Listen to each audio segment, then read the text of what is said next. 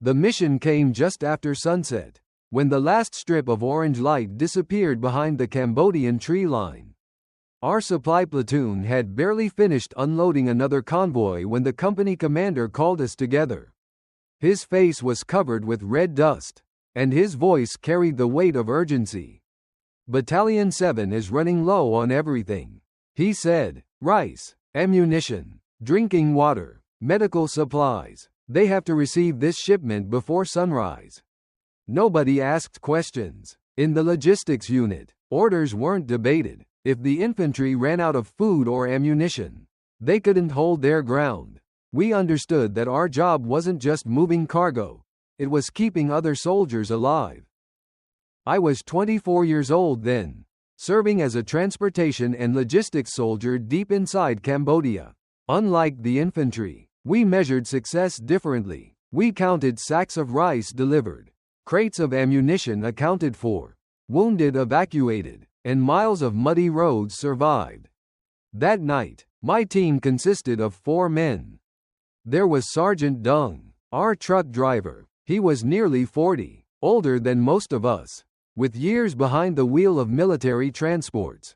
He rarely smiled, but nobody knew jungle roads better. Every strange rut, every weak bridge, every stretch of deep red clay seemed permanently mapped inside his mind. Then there was Hai. Hai was only 19 and couldn't stop talking about what he wanted to do after the war.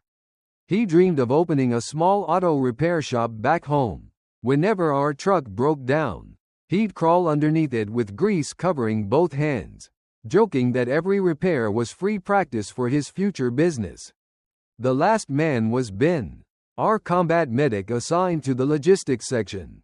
His medical bag never left his shoulder. Even during the shortest halt, he checked everyone's mosquito bites, fevers, or infected blisters before looking after himself. He always said that illness killed as quietly as bullets in Cambodia. Our cargo wasn't glamorous. Stack after stack of dried rice, wooden ammunition crates, metal cans filled with drinking water, boxes of antibiotics, bandages, malaria tablets, and plasma. Every item had been counted twice before loading. The old Soviet-built truck groaned under the weight while a small 2-wheeled cargo cart was chained behind it. If the road became impassable, we'd unload everything and pull the supplies ourselves. Each of us carried an overloaded rucksack on top of our assigned equipment. My dented aluminum canteen hung from one shoulder, knocking against my hip every time I climbed into the truck. It had been crushed months earlier after sliding down a rocky embankment. But it still held water, and none of us cared what it looked like anymore. The jungle smelled different after rain. Wet soil, rotting leaves, diesel fuel, wood smoke drifting from distant villages. The air was so thick with humidity that even breathing felt like work. As the engine started, Sergeant Dung leaned out the window and glanced at the dark sky. "If this rain keeps up," he muttered, "the road won't stay a road for very long." Nobody answered. We all knew what heavy rain meant. Red dirt could swallow truck tires within minutes, turning a supply mission into an exhausting march with 40-kilogram loads strapped across our backs. Just as we rolled past the last supply depot, a motorcycle roared toward us through the darkness. The rider jumped off before the engine had completely stopped. Covered in mud and breathing hard, the liaison soldier hurried straight to our commander. He spoke only a few words. The commander's expression changed immediately. Then he turned toward us. "The main withdrawal route to Battalion 7, he said quietly, has gone silent." By the time we left the supply depot, the rain had already turned mean. It did not fall in drops anymore. It came down in sheets, hard and steady, beating against the truck windshield until the jungle ahead looked like a dark wall of moving water. Sergeant Dung kept both hands tight on the steering wheel. His eyes never left the road, though calling it a road was almost too generous. It was just a narrow strip of red dirt cut through the forest. In dry weather, that road was rough but usable. In the rainy season, it became something else entirely. The top layer turned slick as grease, while underneath it the mud grew thick and deep, ready to grab hold of anything heavy enough to sink. And our truck was heavy. Too heavy. Every sack of dried rice, every ammunition crate, every water can, every box of medicine pressed down on the axles. The engine growled low, fighting for every yard. Behind us, the little cargo cart bounced and skidded, its wooden wheels throwing mud against the tailgate. Inside the cab, nobody joked anymore. Hai sat beside me with his rifle between his knees, wiping fog from the window with the sleeve of his shirt. He tried to smile once, but it faded quickly when the truck slid sideways near a bend and almost dropped into a ditch. Sergeant Dung cursed under his breath and corrected the wheel. "Nobody move," he said. We froze. The truck leaned hard to one side, then slowly straightened as the rear wheels clawed their way back onto the track. For a few seconds, all we could hear was the engine, the rain, and our own breathing. After that, we drove slower. Much slower. The jungle pressed close on both sides. Wet branches scraped the canvas cover over the cargo bed. The smell of soaked earth and diesel filled my nose. Every now and then, lightning flashed above the trees, showing us the road for half a second, ruts, puddles, fallen leaves, and black water running downhill like small streams. About an hour later, the front wheels sank. Not slipped. Sank. The truck lurched forward, then stopped with a heavy, hopeless sound. Sergeant Dung tried reverse. The engine roared, the tires spun, and red mud sprayed everywhere. The truck did not move. We climbed out into knee-deep muck. Rain ran down my helmet and under my collar. My boots disappeared with every step. Hai jumped down from the back, took one look at the wheels, and shook his head. "She's buried pretty good," he said. Dung gave him a sharp look. "Then dig her out." So we dug. With shovels, with broken boards, with our hands when the tools were too slow. We cut branches and shoved them under the tires. We gathered rocks from the roadside. We unloaded a few crates to lighten the rear, stacking them under a tree and covering them with ponchos. Ben moved quietly among us, checking our hands for cuts, telling Hai to stop grinning every time he slipped and fell. Even in that mess, Ben noticed everything. He saw my fever before I admitted it. He pressed 2 malaria tablets into my palm and told me to swallow them dry. We pushed until our legs shook. Dung eased the clutch. The truck climbed half a yard, then dropped back with a grinding sound that made all of us stop. Dung killed the engine. For a moment, nobody spoke. Then he opened the hood, leaned in with a flashlight, and stayed there too long. When he finally stepped back, his face told us before his words did. "Gearbox is damaged," he said. "We might get 1 more mile, maybe less." The rain kept falling. Behind us was the supply depot. Ahead of us was Battalion 7, cut off somewhere in the dark, waiting for rice, bullets, water, and medicine. Sergeant Dung looked at the truck, then at the cargo. "We can't sit here," he said. He pointed to the 2-wheeled cart. "We unload. We carry what we can." We stood in the rain beside that dead truck, looking at the supplies stacked under the dripping trees. For a logistics soldier, that was one of the worst feelings in the world. A truck was not just a vehicle. It was time. It was distance. It was strength we did not have to spend. Once the truck failed, every crate became heavier, every mile became longer, and every minute lost belonged to the men waiting ahead. Sergeant Dung did not waste time complaining. "Separate the cargo," he said. "Rice first, medicine second, ammunition in smaller loads, water only what we can carry." No one argued. We all knew the rules of the road by then. You saved what mattered most, and you kept moving. We worked under the rain with our ponchos sticking to our backs. The dried rice came in tough canvas sacks, heavy but easier to divide. The medical boxes were wrapped again in oilcloth. because one soaked package of bandages could mean a wounded man bleeding with nothing clean to cover him. The ammunition crates were the worst.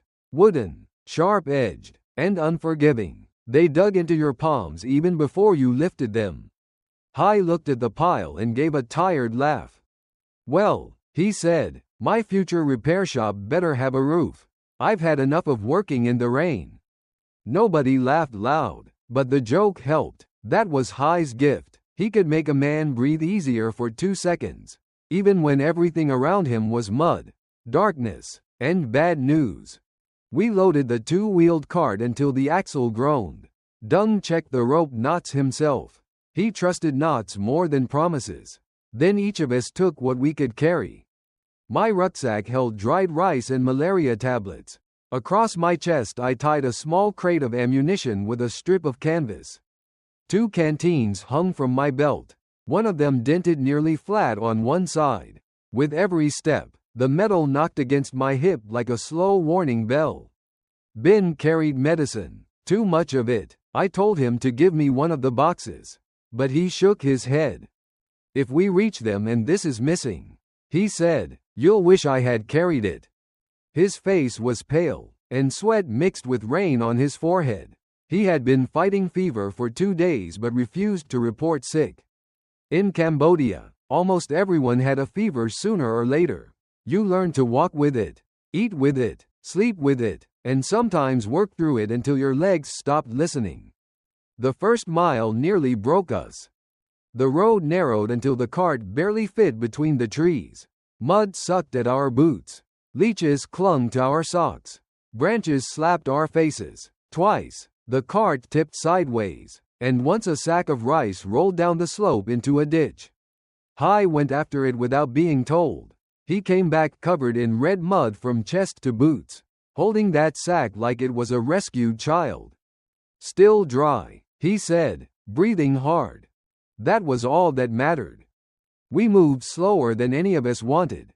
Every few hundred yards, Dung called a halt, not long enough to rest, just long enough to listen. The jungle had its own sounds at night: insects, frogs, water dripping from leaves, distant branches cracking under their own weight.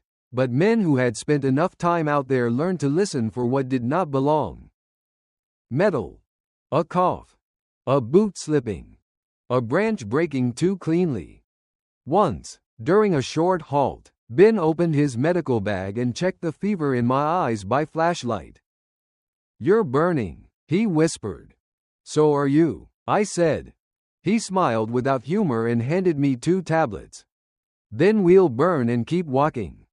Near dawn, the rain eased, but that did not bring comfort. Ahead of us, the road dipped toward a narrow stream, where a small wooden bridge should have been. There was only broken timber and rushing brown water. Dung crouched at the bank and looked across. The bridge was gone. Behind us lay the broken truck. Ahead of us lay Battalion 7. And between us, the stream was rising. The missing bridge changed the whole rhythm of the mission. Before that, we had been fighting mud, rain, and exhaustion. Those were enemies we understood. They slowed you down, wore you out, made every load feel twice as heavy. But a destroyed bridge was different. It meant somebody might have wanted that road cut. And if the road had been cut on purpose, then the jungle around us could no longer be treated as empty. Sergeant Dung crouched by the stream for a long moment, studying the broken timbers caught against the rocks. The water was brown and fast, carrying branches, leaves, and clumps of red earth downstream. On the far bank, the road continued into a thicker stretch of forest. Battalion 7 was somewhere beyond that tree line. "We cross here," Dung said finally. "No fires, no loud talking, keep spacing." We tied the medicine boxes higher on our backs and wrapped the ammunition in poncho cloth. Hai and I carried the first sacks of dried rice across while Dung held a rope stretched between both banks. The current pushed hard against our knees, then our thighs. Twice, my boots slid on hidden stones. Each time, the crate strapped across my chest pulled me forward like it wanted to drown me. Ben crossed last, holding his medical bag above his head with both hands. His face was gray from fever, but he never dropped that bag. On the far side, nobody sat down. We wanted to, God knows we wanted to, but the forest had gone quiet. Too quiet. No birds. No monkeys. Even the insects seemed to pull back into the leaves. Men who have lived in the jungle remember that kind of silence. It does not always mean danger, but it always demands respect. Dung raised one hand, and we froze. He pointed at the ground. Near the edge of the trail, pressed into the wet red soil, were fresh footprints, not ours, not old. The rain had softened the edges, but the heel marks were still clear enough to see. Several men had passed through before us, moving away from the stream and toward the same direction we needed to go. Hai lowered his voice. Battalion 7? Dung shook his head. Maybe, maybe not. A few yards farther, we found another sign. A thin branch had been broken and bent backward, not by accident but by hand. Then another, then a patch of leaves scattered too neatly over a shallow rut in the trail. Dung's jaw tightened. Pôn pốt, he whispered. Nobody said anything after that. We shifted the loads and moved slower. One man forward, the others spread behind him. Dung led, because he could read a road the way some men read a letter from home. He saw small things. Mud scraped from a root. Grass bent against the natural direction. A stone turned over with its wet side up. Every sign made the cargo heavier. The rice on my back was no longer just rice.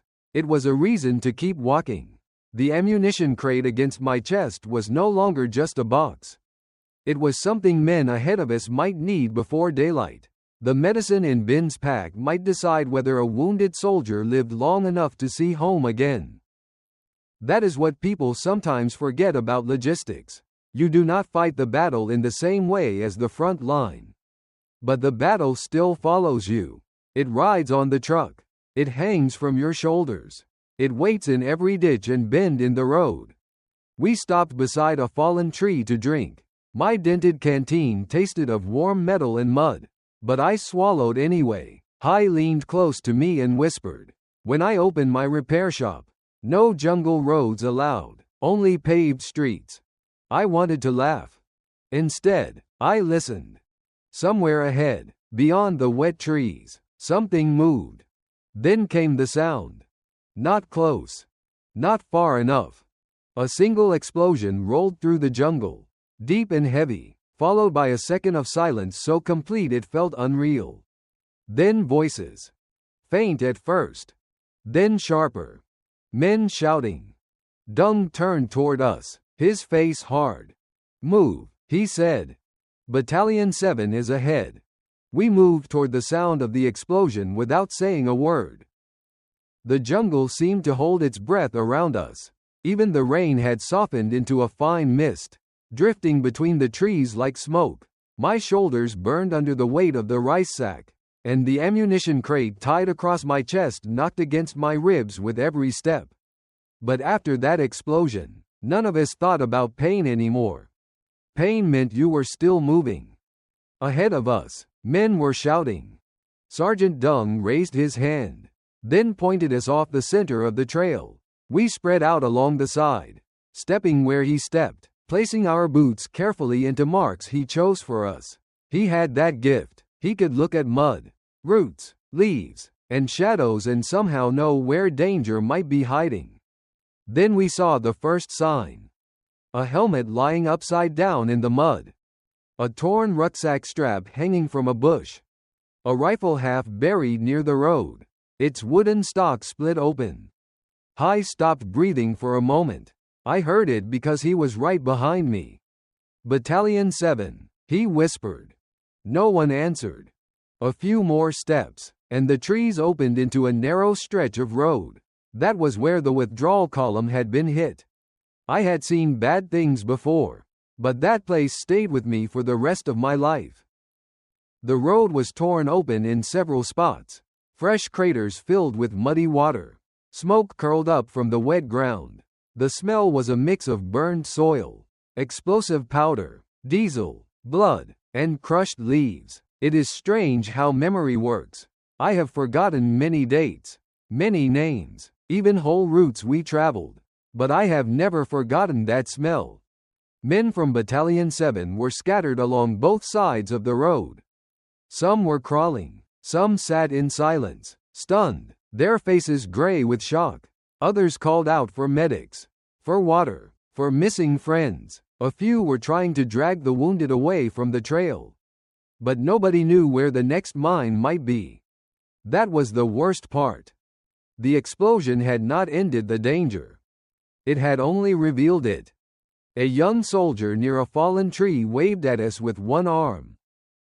"Don't come straight in," he shouted. "Mines. The road is mined." Ben dropped to one knee beside me, his medical bag already in his hands. His fever was gone from his face now, replaced by something harder. He looked at the wounded, then at our supplies. "We have bandages," he said, "plasma, medicine." Dung looked at the cargo cart behind us. The sacks of dried rice were soaked on the outside but still good. The ammunition crates were intact. The water cans had survived the crossing. Everything Battalion 7 needed was right there. And everything could be lost in one wrong step. I remember standing there, with mud up to my ankles and my dented canteen pressing cold against my hip. For a logistics soldier, cargo was sacred. You guarded it because hungry men could not march, thirsty men could not fight, and soldiers without ammunition were already halfway defeated. But then I heard someone crying out for his mother. Not loudly. Not like in the movies. Just a thin, broken voice from somewhere beyond the smoke. Ben heard it too. He looked at me. For a second, the whole war seemed to narrow down to that one choice. Protect the supplies and wait for a safe path, or move in now and risk losing men, medicine, rice, and ammunition all at once. Dung spoke first. "We secure the cargo there," he said, pointing to a shell hole off the trail. "Cover it with ponchos. Mark every step. Ben, take what you need. Hi, stay behind me." Then he looked at me. "You decide what you carry in." I untied the ammunition crate from my chest and set it carefully in the mud. Then I grabbed the medical box. We secured the supplies in a shallow shell hole about 20 yards from the torn-up road. It was not much of a hiding place, but it was the best we had. Sergeant Dung ordered us to stack the rice sacks first, then the ammunition crates, then the water cans. We covered everything with ponchos and wet branches, leaving just enough space to pull supplies out fast if Battalion 7 needed them. Every movement felt too loud. The click of a buckle. The scrape of a crate. The splash of mud under a boot. Somewhere ahead, wounded men were still calling out. Some voices were strong, others were fading. That was what made it unbearable. Cargo could wait a few minutes. Bleeding men could not.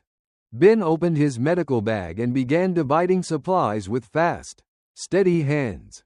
Bandages, plasma, sulfa powder, morphine only if necessary, he said.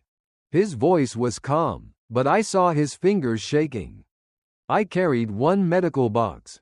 Hyde took another. Dung moved in front of us with a long stick, testing the ground one careful step at a time. He did not sweep wildly. He touched the mud gently, watching for wire, pressure plates, disturbed leaves, anything that looked placed rather than fallen. "Step where I step," he whispered, "nowhere else." That was how we entered the death gate. One bootprint at a time. The first wounded man we reached was lying behind a tree root, gripping his thigh with both hands. His uniform was soaked dark. He could not have been more than 20. When he saw Ben, he tried to sit up. "Don't move," Ben said. The young soldier looked past us toward the road. "My friend is still there. We'll get him," I told him, though I had no idea if that was true. Ben worked quickly, cutting fabric away, packing the wound, tying a field dressing so tight the soldier clenched his teeth and cursed. That curse was a good sign. It meant he still had strength. More men appeared through the smoke and mist. Some crawled toward us. Others were too badly hurt to move. We pulled them only after Dung marked a narrow path with sticks broken from the roadside. Each marker meant one small place where a man might step and live. Then came the second hard choice. A squad leader from Battalion 7 staggered toward us, his face streaked with mud and blood. He pointed toward the bend in the trail. "We need ammunition up front," he said. "The rear group is cut off. They may hit us again." Behind him, Ben was calling for more bandages. I looked back at the shell hole where our cargo waited under the ponchos. The ammunition crates were there. So was the rest of the medicine. A logistics soldier is trained to think in numbers. How many rounds? How many meals? How many canteens? How many men can be supplied before the line breaks? But war does not always give you clean numbers. It gives you a man bleeding in the mud and another man asking for bullets. Dung looked at me. He did not give an order. Maybe he knew an order would not help. Maybe he wanted me to understand what command felt like, even for a few seconds. Hai stood nearby, breathing hard, his face pale under the mud. "I can carry ammo," he said. "You stay with Ben." "No," I said. "We do both." We split the load. Hai and I ran back along the marked path, moving only where Dung had stepped before. We each grabbed one small ammunition box and stuffed extra bandages into our shirts. I tied a packet of plasma against my chest with a torn sling. Hai carried the box against his ribs like a child he was afraid to drop. We had gone only halfway back when he stopped dead. His right hand shot out and grabbed my sleeve. "Don't move," he whispered. I froze. Under a layer of wet leaves, just inches from my boot, a thin wire stretched across the path. Hai's hand stayed locked around my sleeve.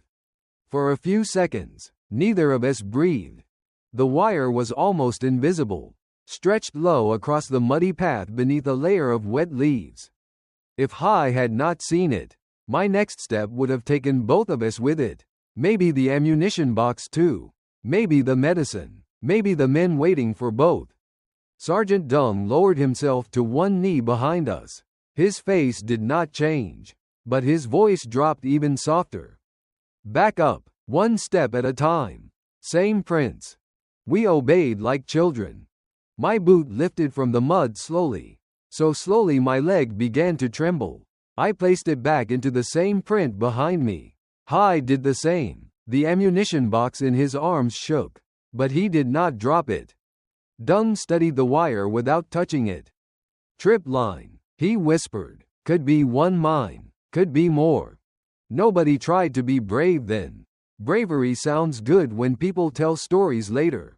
In that moment, bravery was just not doing anything stupid. We marked the spot with two broken sticks crossed in the mud. Then Dung found another way around it, a narrow strip between a tree root and a shallow ditch. We moved along it slowly, passing the ammunition and medical supplies hand to hand. Every yard had to be earned. We could not carry everything at once.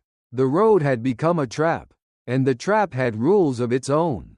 Step here, live, step there, die. So we made a system. Dung marked the safe path. Hai and I carried loads forward. Ben stayed near the wounded, using every bandage and tablet like it was worth more than gold. The men from Battalion 7 watched us with tired eyes. One of them, a thin soldier with dirt caked across his cheeks, kept trying to push himself upright. His leg was wrapped in a field dressing soaked through. "Leave me," he said. "Take the ammo. The guys up front need it." I knelt beside him and gave him water from my dented canteen. His hands were shaking too badly to hold it.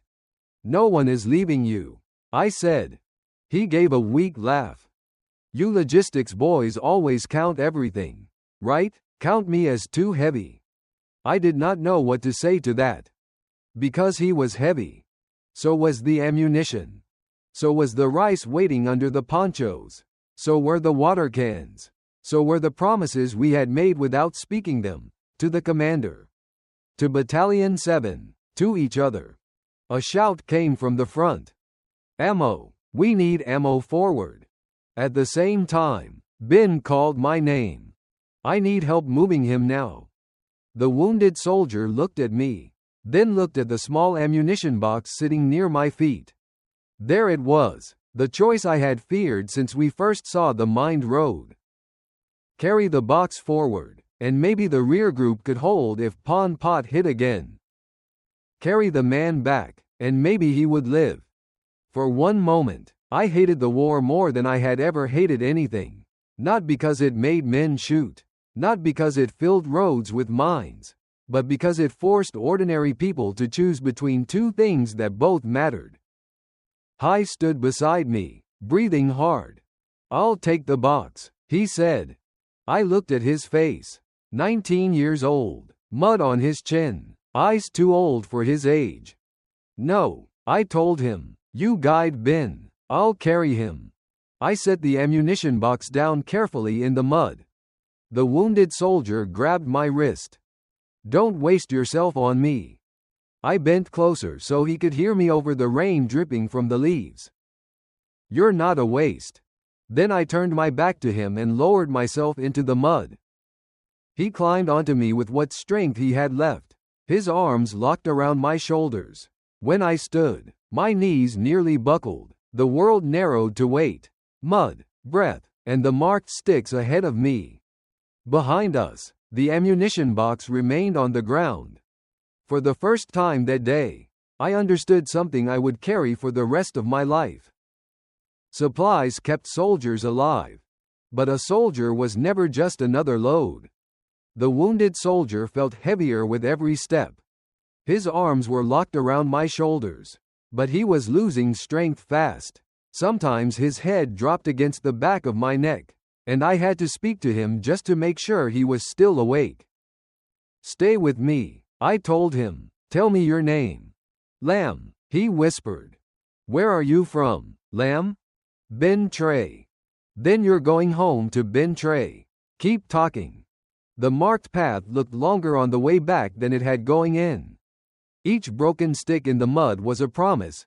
Step here. Not there. Live here. Not there. Sergeant Dung moved ahead of me, crouched low, pointing with two fingers whenever my boots started to drift. Left. No. More left. Good. Stop. Breathe. I hated him for making me stop. Then I understood he was keeping me alive. Behind me, Hai and Ben guided two other wounded men along the same narrow line. One could limp with help. The other had to be dragged on a poncho. Hai's young face had gone pale, but he kept talking to the injured men in that joking voice of his. Don't worry, brothers. First-class transportation today. No tickets required. Nobody laughed, but one wounded soldier managed to smile. In that place, even a smile was worth something. When we reached the shell hole, I lowered Lamb down beside the rice sacks. My legs gave out, and I fell to one knee in the mud. Ben was already beside him, cutting open another bandage packet. The medical supplies we had carried in were nearly gone. The ammunition box still sat back near the road, where I had left it. I looked at it through the trees and felt shame rise in my chest. Dung saw my face. We go back for it, he said, but not before he is stable. That was Sergeant Dung, hard when he needed to be, but never careless with a man's life. For the next hour, we worked like machines made of mud and fear. We moved the wounded first, one by one, never rushing the marked path, never stepping outside it. Then we brought out the medical boxes. Then the water cans. Only after that did we start pulling the ammunition and rice forward in smaller loads. The two-wheeled cart became useless in the mine section, so we stripped it down. We used its rope, wooden side rails, and canvas cover to make drag litters. The wheels were left behind by a tree root, half sunk in red mud. It felt wrong to abandon any piece of equipment. But by then we had learned the difference between useful and dead weight.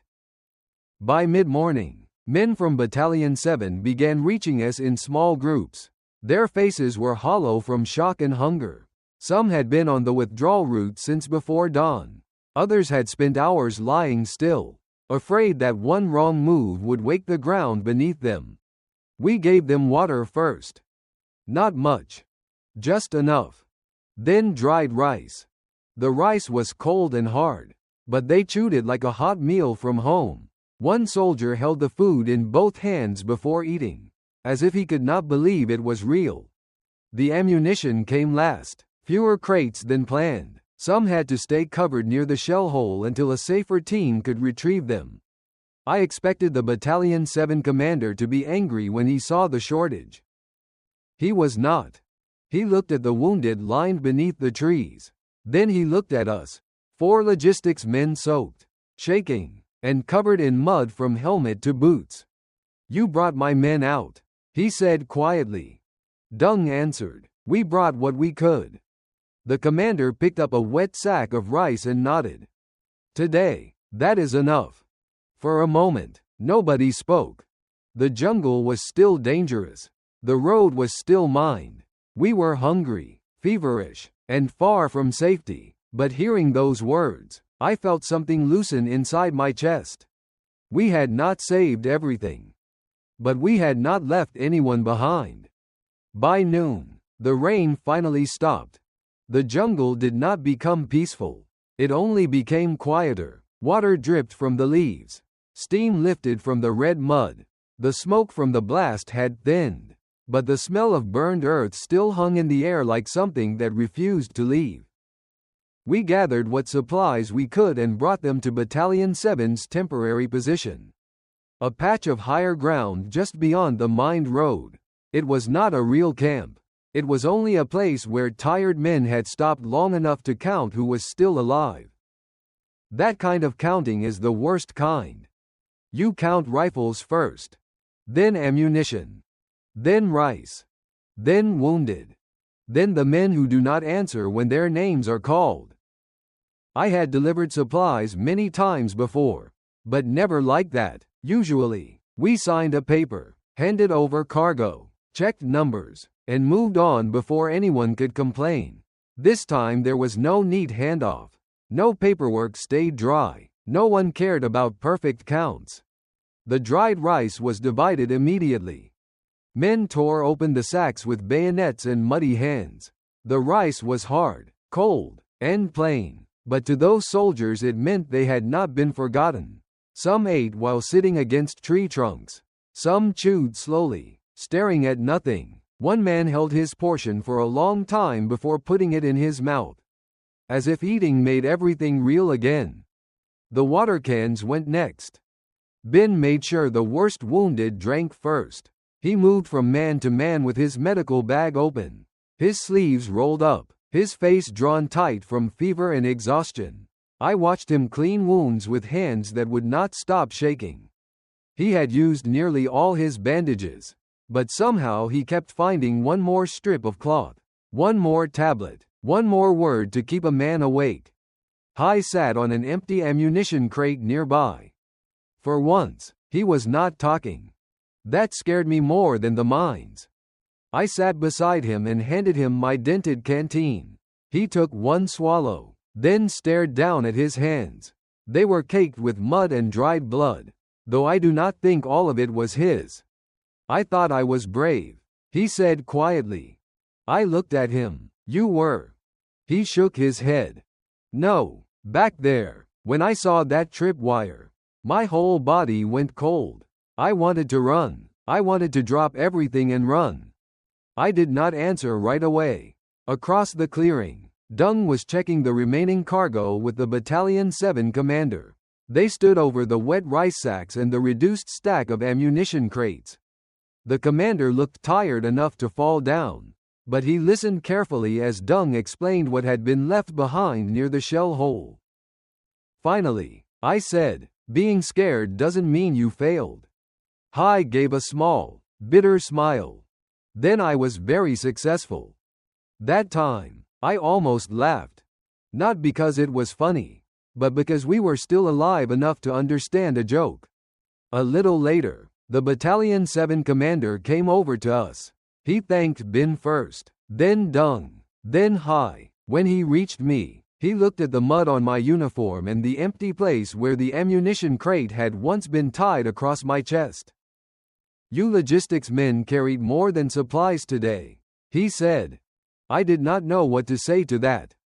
Before the war, I thought rear units lived behind the danger. After that day, I never believed that again. In Cambodia, the front line moved wherever hunger, wounds, mines, and fear found you. That afternoon, before we had fully caught our breath, a messenger arrived from the rear. Other supply routes had gone silent too. Dung listened, then rubbed one muddy hand across his face. No one asked if we were going. We already knew. We began tying the remaining rice sacks shut. Many years have passed since that road in Cambodia. The jungle is far behind me now. I no longer wake up with red mud on my boots or a wet rucksack cutting into my shoulders. I no longer count sacks of rice, ammunition crates, water cans, or boxes of medicine before dawn. I live in a quiet place, where the loudest sounds are motorbikes passing in the street and my grandchildren laughing in the yard. But some mornings, when rain hits the roof just right, I am back there. Back on that withdrawal road. Back at the place where Battalion 7 walked into a mine trap and the path home turned into a death gate. People sometimes ask what I remember most from the war. They expect me to talk about gunfire, explosions, or narrow escapes. I remember those things. Of course, no man forgets the sound of a mine tearing open the earth. No man forgets the voice of a wounded soldier calling from the smoke. But what stayed with me most was not the blast. It was the weight. The weight of rice on my back. The weight of an ammunition box in my hands.